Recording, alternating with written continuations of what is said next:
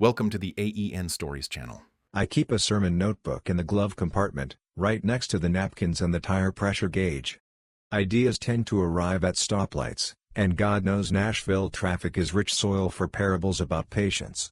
I write them down between the wiper fluid receipts and peppermint wrappers so I don't forget the small, ordinary ways grace taps you on the shoulder.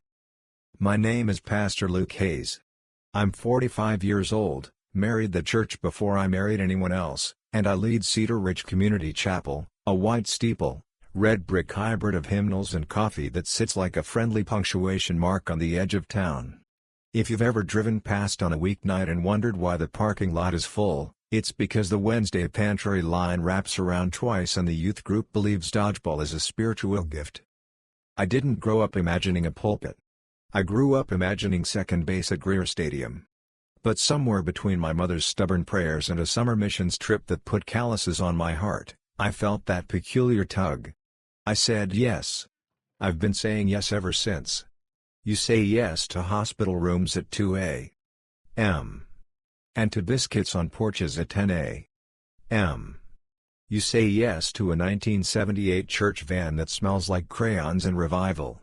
You say yes to the single mom who needs brake pads and to the teenager who needs somebody to tell him the truth without turning it into a crime scene. You say yes because that's the job. Emily was one of my yeses.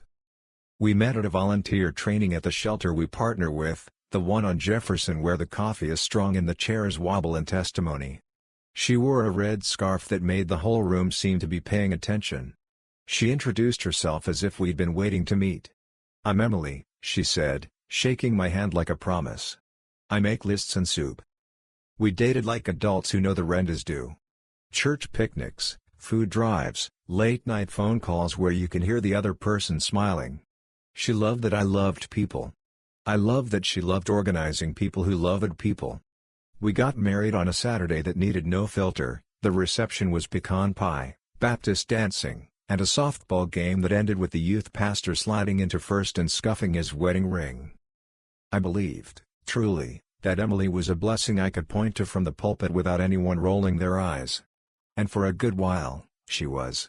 She ran our meals calendar with the tactical precision of D-Day.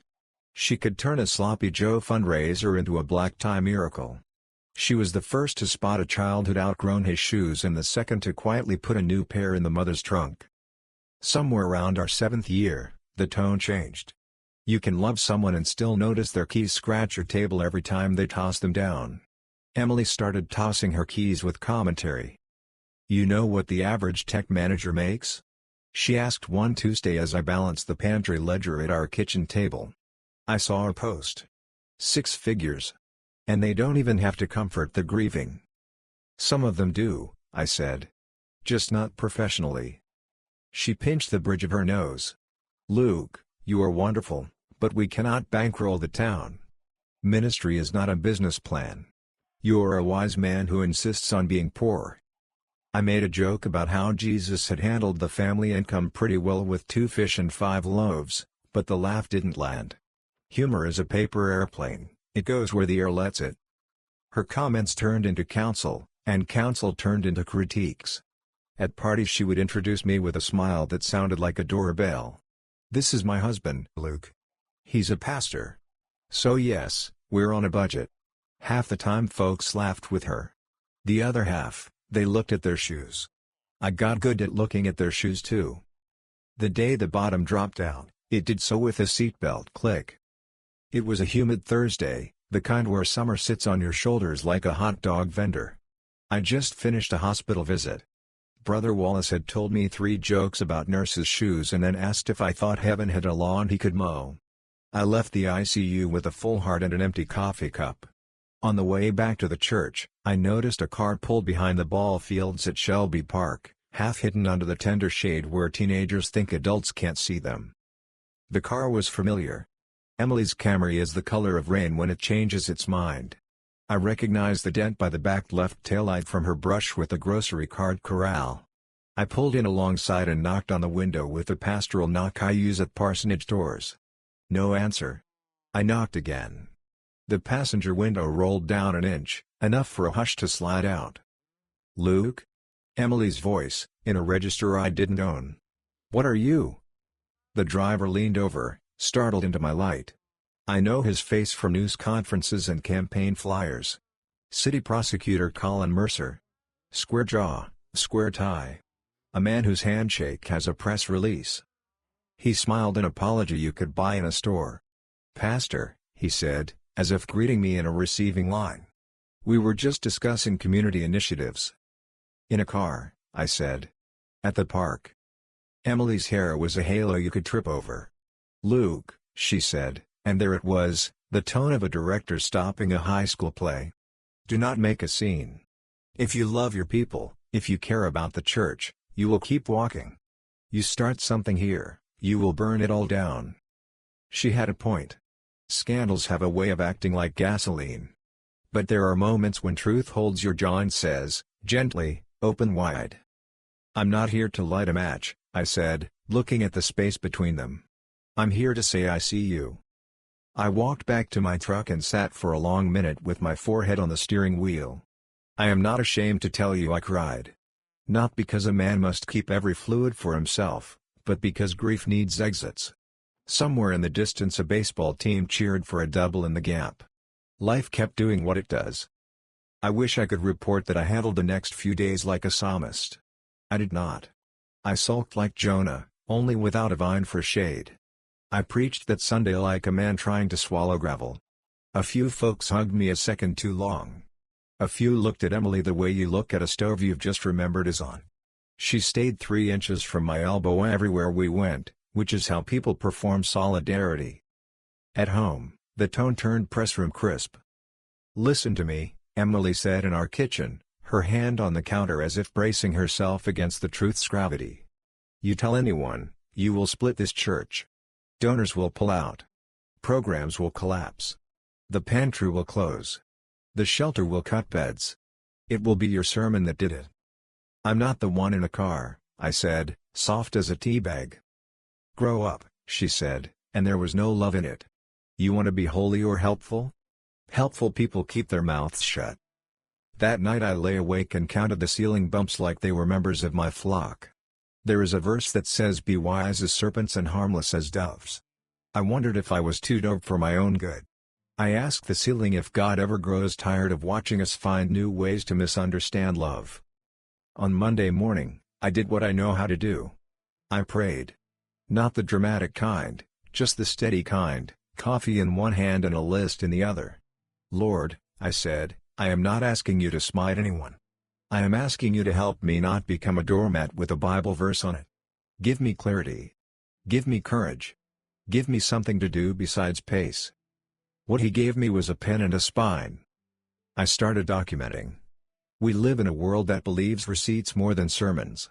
Emily called me from numbers I didn't recognize at hours that were not ours. The calls were part apology, part instruction, part weather report on her mood. I spoke little. I listened.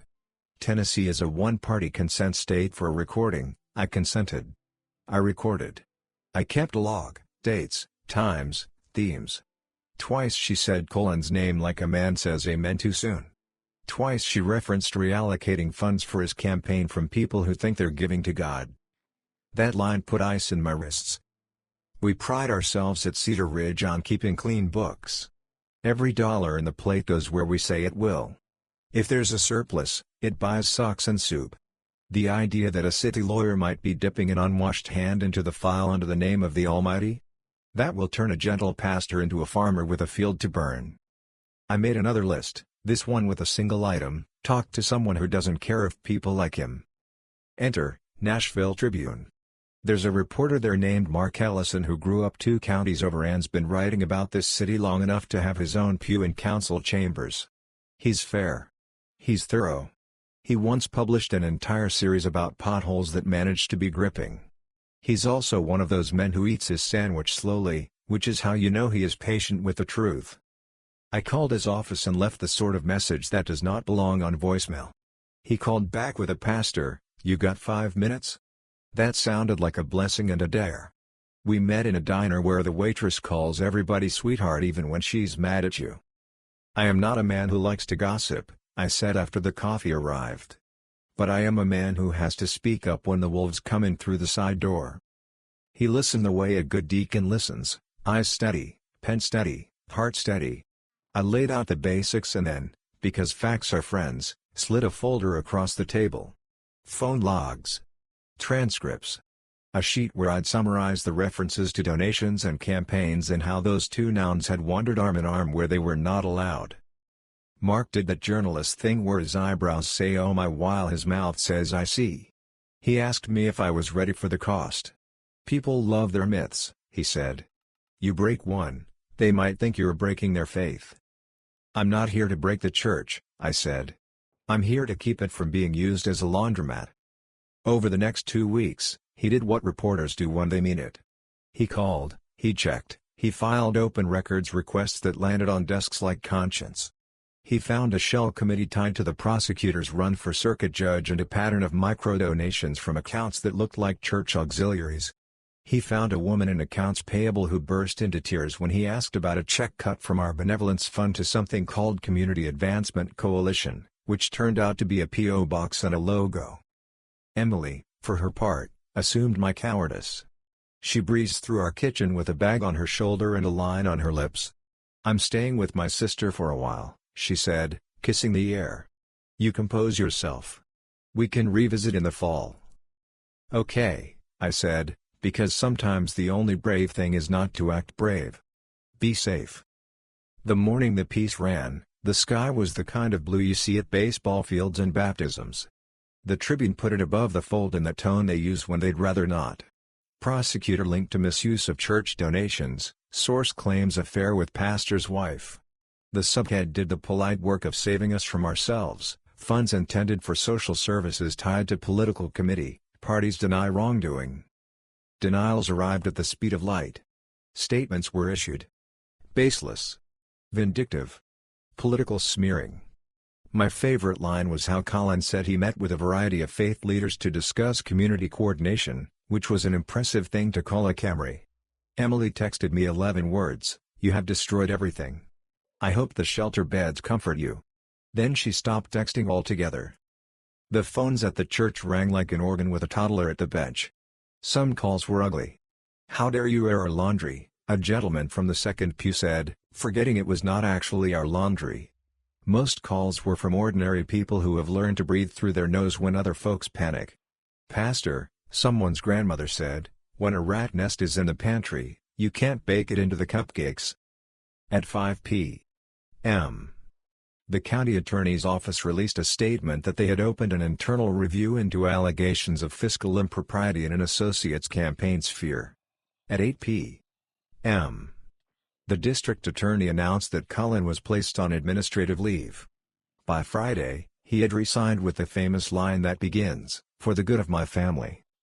Emily, who had bet everything on my timidity, packed 2 suitcases in a speech. She did not deliver the speech to me.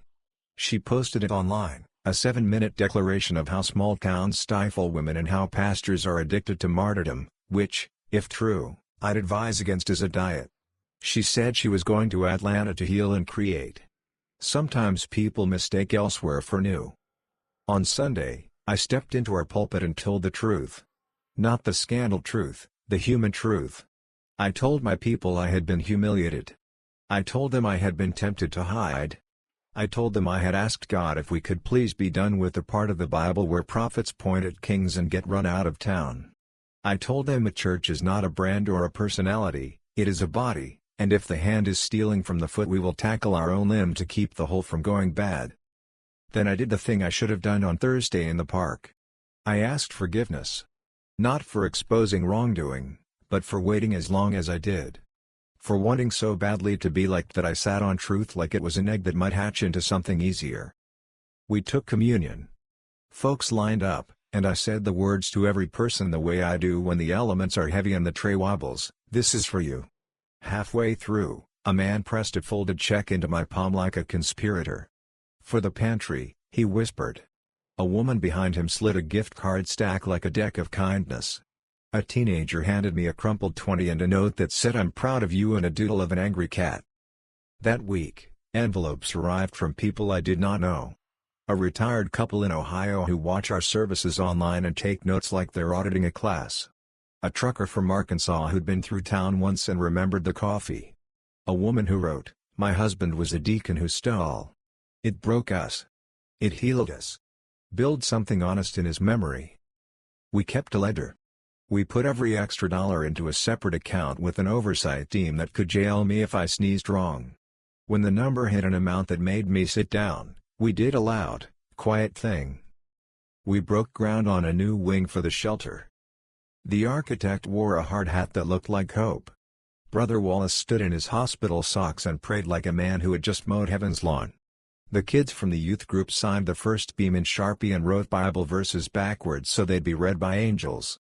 The mayor, who has a knack for speeches that don't sound like weather, said, "The best repentance builds rooms."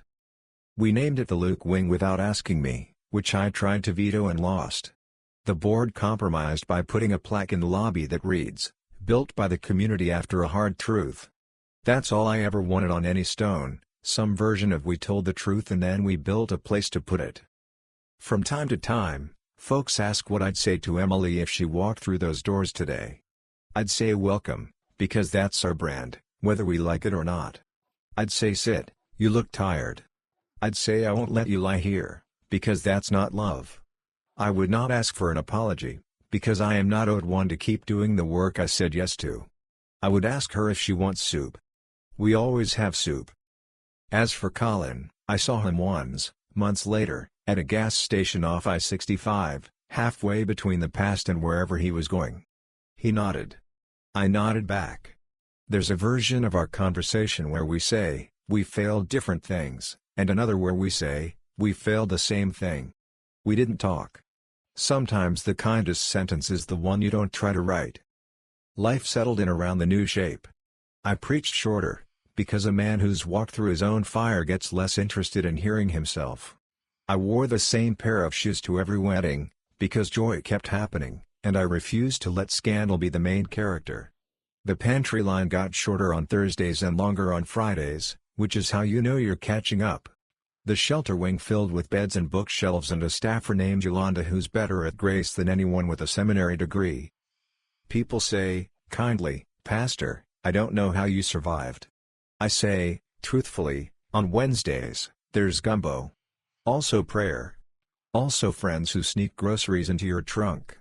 Also a God who is not scandalized by our talent for messing up spectacularly and then lying about it. My faith did not shatter, it blinked, adjusted the ISO, and kept shooting in low light. Every now and then, I still write in my glove compartment notebook at a red light. Last week I scribbled, "A light told to protect the church is a lie told against it." Below that, "Doormats don't move the kingdom." Below that, in a different pen, because this one I want to keep finding, "When you tell the truth, some people will leave. The right ones will show up with hammers." On the day we opened the new wing, the ribbon didn't cut right away, cheap scissors, stubborn ribbon. We all laughed. Somebody handed me a pocket knife, because this is Tennessee. We cheered, took pictures, and then got out of the way so the first family could see their room. 2 little boys ran in and threw themselves onto the beds like Olympic events. Their mother cried the quiet kind and said, "I thought God was mad at me." "He is not," I said. "He made us build you a room." That night I drove home on back roads so the stars could hand me a benediction. I parked, sat in the truck for a minute with my fingers on the steering wheel, and said thank you out loud to an empty driveway. Then I went inside and made a sandwich that tasted like a fresh start. At the table, I opened my notebook and wrote one more sentence before the crusts went cold. When the story you didn't want becomes the story you have, preach it with your hands. Thank you for listening my story. If you want more raw, real, and gripping stories like this one, subscribe to the AEN Stories channel. Your support keeps these stories alive.